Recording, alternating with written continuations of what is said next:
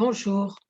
On a vu dans la vidéo précédente que l'envie d'aider quelqu'un pouvait être juste ou moins juste, hein. Ça peut venir du cœur et dans ce cas-là, c'est tout à fait juste, la communication est bonne avec la personne, on sent qu'il n'y a pas des petits trucs, souterrains, pas nets.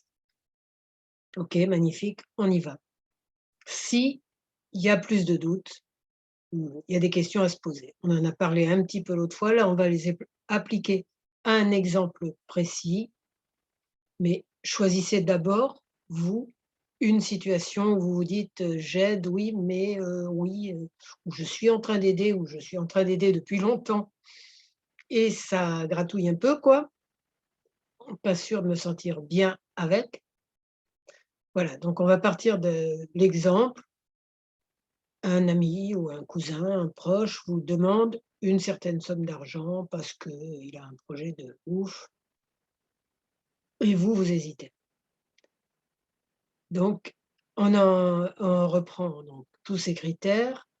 Est-ce que la personne demande votre aide? Dans ce cas-là, oui. Est-ce que vous pouvez l'aider efficacement? Bon, donner de l'argent si vous en avez, OK, éventuellement. Est-ce que ça va pas me mettre moi-même dans les problèmes? On va partir de l'idée que ça n'en rajoute pas tellement au niveau financier, que ça va. Maintenant, 2 autres questions. Est-ce que de l'aider va m'aider à fuir un de mes problèmes? Donc c'est important d'en être conscient, de se poser la question au moins. Et le quatrième point dont vous avez parlé l'autre fois, c'est: est-ce que j'ai envie de l'aider? Et c'est peut-être là le point où le l'EFT va aider le plus. Parce que, c'est ce «envie de», c'est pas du tout de l'égoïsme de se demander si on en a envie, c'est surtout d'être à l'écoute avec notre intuition. Est-ce qu'elle nous dit: «Vas-y, il y a pas de problème», ou est-ce qu'elle nous dit: plan foireux, courage fuyant», ou encore: «Oui, peut-être, mais il y a des modalités à changer dans l'histoire et des prises de conscience à faire». Donc on va faire de l'EFT pour ça. D'abord, je me présente, je suis Claude Canivez, thérapeute EFT. Vous avez plein de renseignements sur l'EFT en dessous de cette vidéo. Et même si vous ne connaissez pas, vous faites les mêmes gestes que moi, on stimule les points d'acupuncture, vous dites les mêmes mots et si vous avez envie de dire dans les commentaires comment vous l'avez ressenti, si ça vous a aidé, volontiers, merci d'avance. Donc c'est parti. Même si je ne suis pas très, très sûre d'avoir envie d'aider cette personne. Vous répétez?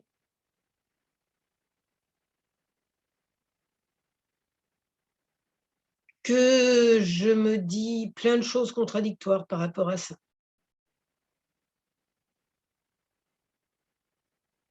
Que j'ai peur que ce soit de l'égoïsme, de ne pas vouloir l'aider. Je demande à ma sagesse intérieure de m'aider à décortiquer tout ça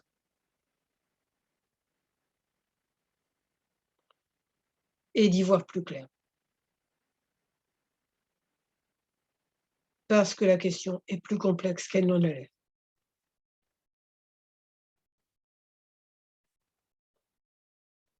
Ouais, j'aimerais bien l'aider, mais je le sens pas trop quand même. Qu'est-ce que je suis en train de faire là? Me faire manger toute crue? Bon, je peux l'aider en principe. Je peux peut-être faire autre chose de mon argent. Ouais, c'est de l'égoïsme. Oh, je peux peut-être faire autre chose de plus utile au monde. Peut-être qu'il est en train de se lancer dans un projet foireux et que dans ce cas-là, je l'aide juste à aller plus vite dans le mur. Avec en plus, petite difficulté quand même, une petite rancune. «Ah ouais, mais bon, tu choisis de lui prêter de l'argent ou de lui donner, Voilà, c'est un choix que tu as fait, quoi. Viens pas pleurer après. D'où l'intérêt d'y penser avant. Ouais, mais quand même, il est gentil d'habitude, je l'aime bien, j'ai pas envie de fiche en l'air notre relation. Souvent les gens quand on leur refuse de l'argent, ça y est, ils vous aiment plus. C'est peut-être signe qu'ils vous aimaient pas tant que ça. Mais non, juste il vit mal ce refus. Il a une blessure de rejet, de d'abandon. Sinon il m'aimait bien avant. C'est possible aussi, oui. Bon, mon intuition, elle me dit quoi? Elle me dit: «Danger, projet foireux». Mais je vais jamais oser lui dire ça. Et que va penser le reste de la famille? Ils vont dire: «Ouais, elle aide même pas ce gentil cousin, alors qu'elle a plein, plein, plein d'argent». Bon, la gentille famille là, si vous trouvez qu'il faut l'aider, allez-y. «Ah ouais, mais nous, on peut pas, nous, c'est pas pareil, toi tu pourrais, d'abord qu'est-ce que vous en savez?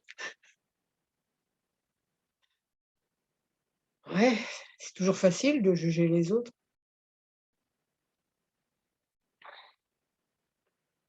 Bon, donc je suis en train de vouloir aider cette personne pour ne pas avoir le reste de la famille sur le dos.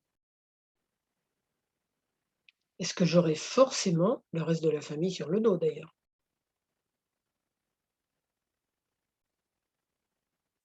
Ah, le fameux cousin, il dit: «Oui, sûrement». Il a rien dit du tout en plus, là-dessus. Moi, je me fais des films toute seule. Là, je tapote sous les bras, désolée, je ne l'avais pas dit. Là, c'est sous les bras, ensuite ça sera sous les seins. Donc oui, la famille, si vous voulez aider, allez-y, hein.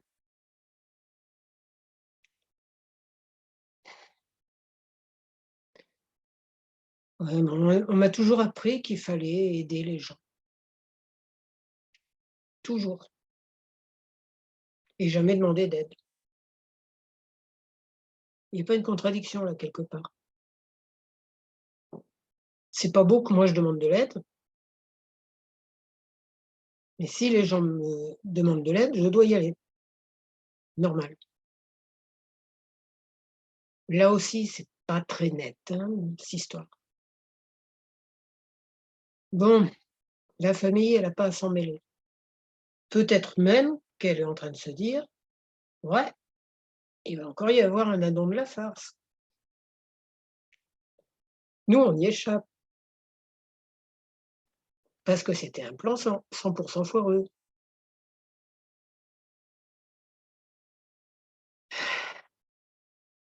«Oui, mais je peux pas dire non».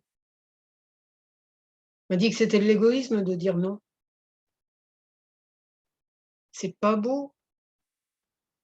Quand j'étais petite et que je voulais dire non à quelque chose, on me disait: «Tu es méchante». Évidemment, je le croyais, hein. Sous les bras, ensuite sous les seins. On me disait aussi: «Sois gentil, fais ça, fais plaisir à maman, fais plaisir à papa, fais plaisir à grande sœur, à petit frère. Tu es pas gentil sinon». Ouais, bah, magnifique, j'ai une belle occasion de déprogrammer beaucoup de bêtises de ce genre. Bon, comment on fait pour dire non?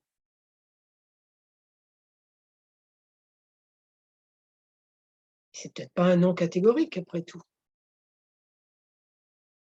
Ça peut être: «Je veux bien ceci, mais pas cela, et dans telles conditions». Et il y a la CNV qui est un super outil pour dire non de façon humaine et pas manipulatrice. Ça veut dire, je vais lui dire: «Ton besoin, c'est quoi?» Avoir besoin d'argent, c'est pas un besoin. Hein, je parle de la CNV plus bas. Enfin, il y a un lien plus bas. Tu as besoin de quoi? Profondément, un besoin universel. Tu veux de l'argent pour faire quoi? «Ah mais ça te regarde pas». «Ah si quand même un petit peu, c'est mes sous, éventuellement». Hein, dans les banques, ils demandent un projet avant de faire des prêts et un projet précis et qui tienne la route. Faut répéter ça aussi. Bon, ou est-ce que ton besoin, c'est juste d'être aidé pour te sentir aimé? Ah, c'est pas tout à fait pareil. Tu es juste en manque d'amour et tu dis: «Oh aime-moi, donne-moi de beaucoup d'euros». Ce serait bien pour toi que ce soit plus clair. Qu'est-ce que tu veux vraiment? Parce que moi, mon besoin, c'est d'utiliser mon argent pour, pas mal de choses que là, j'ai pas besoin de te raconter.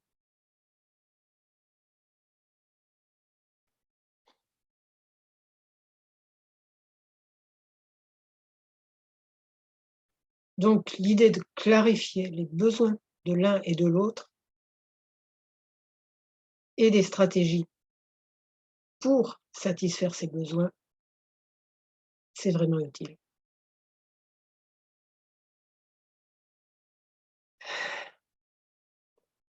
Donc je demande à ma sagesse intérieure de m'aider encore pour les détails,